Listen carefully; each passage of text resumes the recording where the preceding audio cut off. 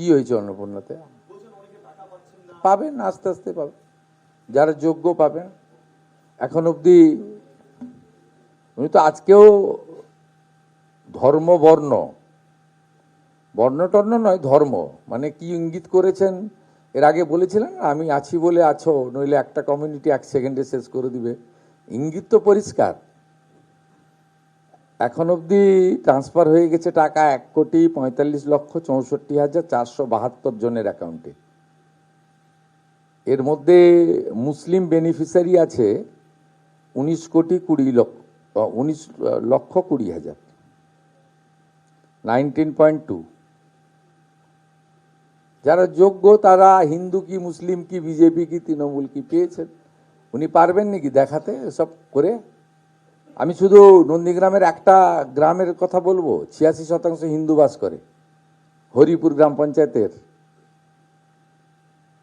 2 জন হিন্দুকে দিয়েছিলেন আবাসের বাড়ি।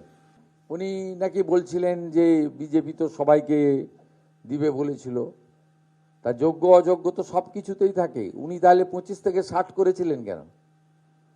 ওনার যদি সকলকে দেওয়ার ইচ্ছা ছিল তা উনি তো বলতেন সব মহিলারাই পাবে। উনি নিয়ম করেননি, 25 থেকে 60 করে যাননি উনি। এটাও তো একটা নিয়ম, ক্রাইটেরিয়া। অন্যগুলো ছেড়েই দিলাম। ফেসবুকেই থাকুন আপনি বিকালবেলা, আপনাকে রাস্তায় বেরোতে হবে না। রাস্তায় আপনি যাতে না বেরোতে পারেন তার ব্যবস্থা আমি করব।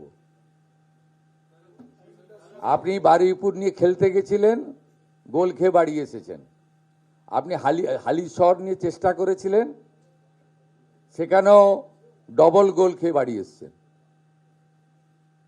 যত কথা কম বলুন, বিশ্রাম করুন, অনেক বয়স হয়েছে।